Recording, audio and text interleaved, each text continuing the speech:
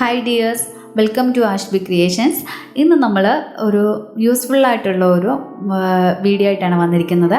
അപ്പോൾ പഞ്ച് നീഡിലിനെ കുറിച്ചാണ് നമ്മൾ ഇന്ന് ഈ ഒരു വീഡിയോയിൽ പറയുന്നത്.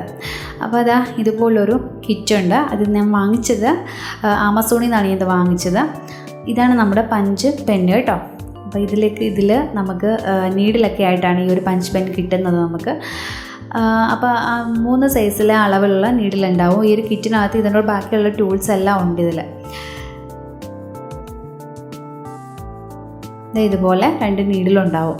അത് 3 സൈസാണ് കേട്ടോ.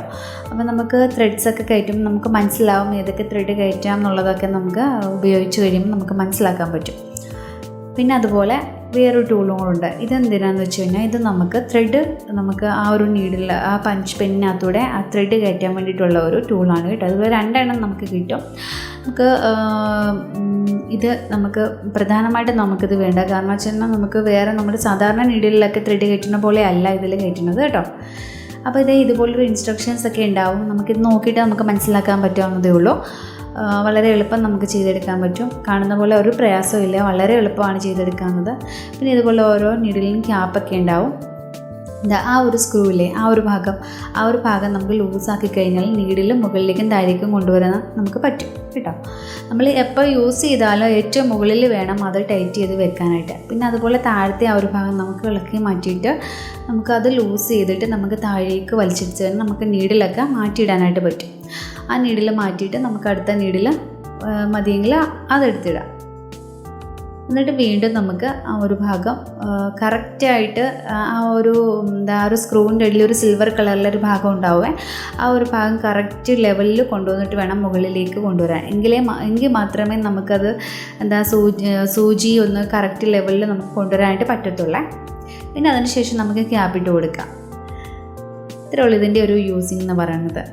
അതുപോലെ ഞാനിവിടെ 3 തരം ത്രെഡ്സാണ് എടുത്ത് വെച്ചിരിക്കുന്നത്. ഒന്ന് വൂളൻ്റെ ത്രെഡ്, ഒന്ന് നമ്മുടെ പേൾ കോട്ടൺ ത്രെഡ്, പിന്നെ സാധാരണ നമ്മൾ എംബ്രോയിഡറിക്കൊക്കെ ഉപയോഗിക്കുന്ന ആങ്കറിൻ്റെ കോട്ടൺ ത്രെഡ്സ്. അപ്പോൾ ഞാൻ ഈ ഒരു നീഡിൽ കിടക്കുന്നത് നമ്മുടെ വൂളൻ ത്രെഡ്സൊക്കെ കയറ്റാൻ പറ്റിയ നീഡിലാണ് നമുക്കിപ്പോൾ ആ ഒരു പെന്നിൽ കിടക്കുന്നത്. അപ്പോൾ നമുക്ക് 3 ത്രെഡ് നമുക്ക് യൂസ് ചെയ്യാനായിട്ട് പറ്റും. പക്ഷേ എന്നാലും കൂടുതൽ ഉപയോഗം വൂളൻ ത്രെഡ്സാണ് ഈ ഒരു നീഡിൽ കൊണ്ട് കേട്ടോ.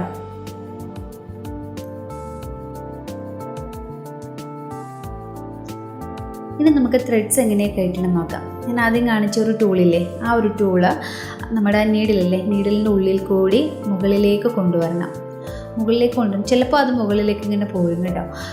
ചിലപ്പോൾ നമുക്ക് അവിടെ ഇങ്ങനെ തടഞ്ഞ് നിൽക്കാനുള്ള ചാൻസ് ഉണ്ടാവും. അപ്പോൾ അങ്ങനെ വരുവാണെന്നുണ്ടെങ്കിൽ ആ ഒരു ഭാഗം ഒന്ന് അഴിച്ചു മാറ്റിയിട്ട് മുകളിലേക്ക് കൊണ്ടുവന്നിട്ട് പിന്നെ ആ ക്യാപ്പിട്ടൊന്ന് കൊടുത്താൽ മതി.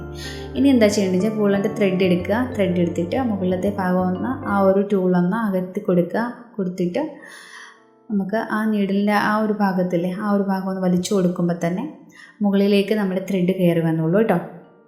ഇനി അതിനകത്ത് സൂചിക്കകത്ത് ഒരു ചെറിയൊരു ഹോളുണ്ട്. അത് സാധാരണ രീതിയിൽ നമുക്ക് സാധാരണ ഒന്ന് അണച്ചിട്ട് നമുക്കൊന്ന് കയറ്റി കൊടുക്കാവുന്നതേ ഉള്ളൂ. അല്ലെന്നുണ്ടെങ്കിൽ ഇതുപോലെ ഈ ടൂള് തന്നെ വെച്ചിട്ട് ത്രെഡ് അതിനകത്തോട്ട് കയറ്റിയിട്ട് മുമ്പ് നമ്മൾ ചെയ്ത പോലെ തന്നെ വലിച്ചു കൊടുത്താൽ മതി. പിന്നെ അതിനകത്തോട്ട് തന്നെ ത്രെഡ് വന്നോളൂ. അപ്പോൾ ഇത്രയേ ഉള്ളൂ. വളരെ എളുപ്പമാണ് കേട്ടോ. കാണുന്ന പോലെ ഒരു പ്രയാസവും ഇല്ല. വളരെ എളുപ്പം ചെയ്യാവുന്ന ഒരു മെഷീനാണിത് കേട്ടോ. ഇനി നമുക്ക് ആ ഒരു ഭാഗം മുകളിൽ തന്നെ കൊണ്ടുവന്നിട്ട് നമ്മൾ ചെയ്യണമായിട്ടോ നല്ലത്. കാരണം വെച്ചാൽ തുടക്കമൊക്കെ ആയത് കാരണം നമുക്ക് താഴെയൊന്നും കൊണ്ടുവന്നിട്ട് നമുക്ക് ചെയ്യാനായിട്ട് പറ്റത്തില്ല. അപ്പോൾ നമുക്ക് പഠിക്കണമെന്നുണ്ടെങ്കിൽ ഏറ്റവും മുകളിൽ തന്നെ കൊണ്ടുവന്ന് ആ ഒരു ബാലൻസ് ചെയ്ത് വെക്കുക. ഇനി ഇതുപോലെ ഒരു ഫ്രെയിം എടുത്തിട്ട് ഫ്രെയിമിൻ്റെ ഇത് മുകൾ വശമാണ് ഞാൻ ഇനി ചെയ്യണതെന്ന് പറഞ്ഞാൽ അകത്താണ് ചെയ്യുന്നത് കണ്ടോ. ഫ്രെയിം നമ്മൾ മെറ്റീരിയലൊക്കെ വെച്ചിട്ട് അകത്താണ് ഞാൻ ചെയ്യുന്നത്. അപ്പോൾ ഇതുപോലെ ഞാനൊരു റൗണ്ട് എടുത്തിട്ട് ഒന്ന് വരച്ചു കൊടുക്കുന്നുണ്ട്. വരച്ചു കൊടുത്തിട്ട് നമ്മളിവിടെ അടിയിലാണ് ഞാൻ ഈ ഒരു പടം വരച്ചു കൊടുക്കുന്നത് കേട്ടോ. എന്നിട്ട് ഇനി അതിൽ ഞാൻ ഒരു ഹാർട്ട് ഷേപ്പ് വരച്ചു കൊടുക്കുന്നുണ്ട്.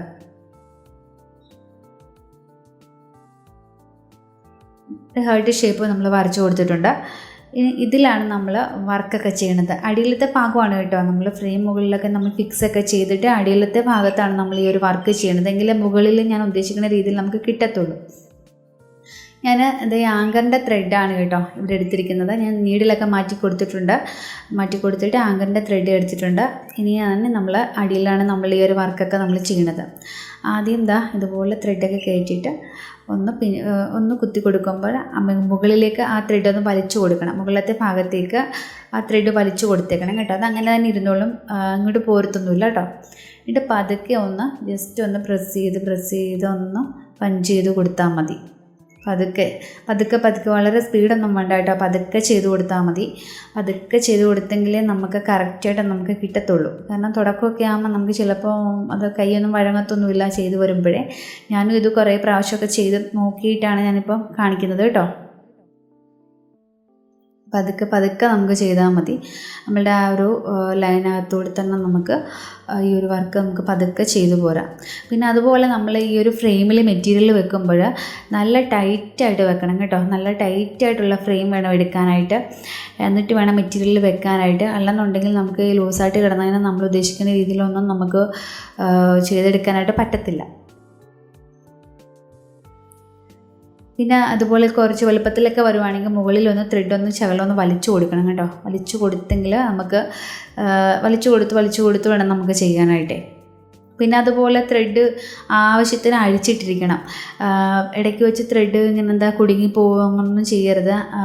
അപ്പം നമുക്ക് നേരെ ഒന്നും ചെയ്യാനായിട്ട് പറ്റത്തില്ല കേട്ടോ.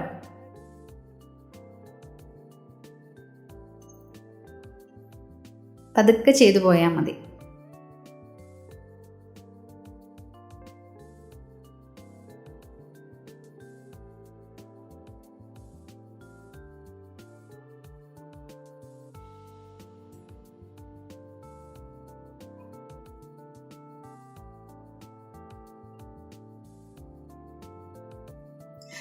ഏകദേശം നമ്മൾ ഒരു ഹാർട്ട് ഷേപ്പ് നമ്മൾ ചെയ്ത് കഴിയാറായി.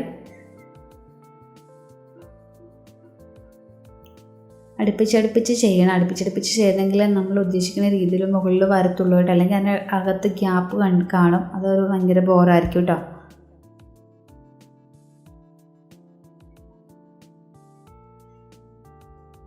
കണ്ടോ, ഇതുപോലെ നല്ല ആ ഒരു ഹാർട്ട് ഷേപ്പ് തന്നെ നമുക്ക് കിട്ടിയിട്ടുണ്ട്. പിന്നെ ഇത് ഞാൻ വാങ്ങിച്ചത് ആമസോണിൽ നിന്നാണ്, ഞാൻ പറഞ്ഞില്ലേ. അപ്പോൾ നിങ്ങൾക്ക് താല്പര്യമുണ്ടെങ്കിൽ അതിൽ ആ ഒരു ലിങ്ക് ഞാൻ ഡിസ്ക്രിപ്ഷൻ ബോക്സിൽ കൊടുത്തിരിക്കാം. അപ്പോൾ അതിലൊന്ന് കയറിയിട്ട് ഈ ഒരു പഞ്ച് നീഡിൽ എംബ്രോയിഡറി പഠിച്ചിരിക്കുന്ന ഒരാൾക്ക് അത്യാവശ്യമാണ്. എംബ്രോയിഡറി അറിയാത്ത ഒരാൾക്കും അത്യാവശ്യമാണ്. കാരണം നമുക്ക് ചെയ്തൊക്കെ പഠിക്കാനും അതുപോലെ നമുക്ക് എന്തെങ്കിലുമൊക്കെ ചെറിയ വർക്കുകളൊക്കെ ചെയ്യാനായിട്ടാണെങ്കിലും ഈ ഒരു നീഡിൽ അത്യാവശ്യമാണ് നമുക്ക്. അപ്പോൾ ഞാൻ അതിൻ്റെ ലിങ്ക് ഞാൻ ഡിസ്ക്രിപ്ഷൻ ബോക്സിൽ കൊടുത്തിരിക്കാം. താല്പര്യമുള്ളവർ ആ ലിങ്കിൽ കയറി ഒന്ന് പർച്ചേസ് ചെയ്താൽ മതി കേട്ടോ.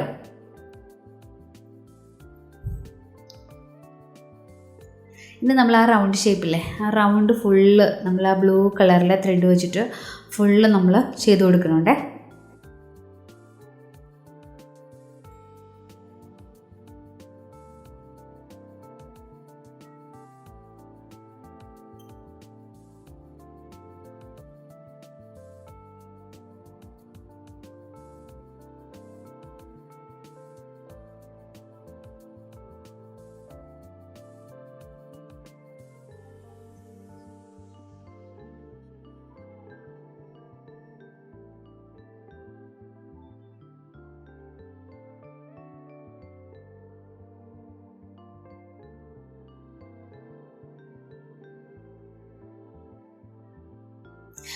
പതുക്കെ ചെയ്തു പോയാൽ മതി കേട്ടാണ്ട്. നമുക്ക് ഫുള്ള് നമുക്കതൊന്ന് ചെയ്ത് ഞാൻ എല്ലാം എടുത്തിട്ടുണ്ട്. ഇനി നമുക്കിതൊന്നും അഴിഞ്ഞു പോകരുതല്ലോ. അതിന് വേണ്ടിയിട്ട് നമുക്ക് എന്താ ചെയ്യേണ്ടതെന്നറിയുമോ? ഫാബ്രിക് ഗ്ലൂ എടുക്കുക. നമ്മൾ ചെയ്ത വർക്കിൻ്റെ താഴത്തെ ഭാഗം ഫുള്ള് നമ്മൾ അപ്ലൈ ചെയ്ത് കൊടുക്കുക. ഒരു ബ്രഷ് വെച്ചിട്ടോ കൈ വെച്ചിട്ടോ നമുക്കൊന്ന് തേച്ചൊന്ന് കൊടുക്കാം കേട്ടോ. പിന്നെ നമുക്ക് ഇത് ഉണങ്ങി കഴിഞ്ഞാൽ നമുക്ക് അത് പോരുമെന്നുള്ള പേടിയൊന്നും വേണ്ട. അത് നല്ല അങ്ങനെ തന്നെ ഇരിക്കും. നമ്മൾ ചെയ്ത പോലെ തന്നെ നമുക്ക് ഇരിക്കും കേട്ടോ.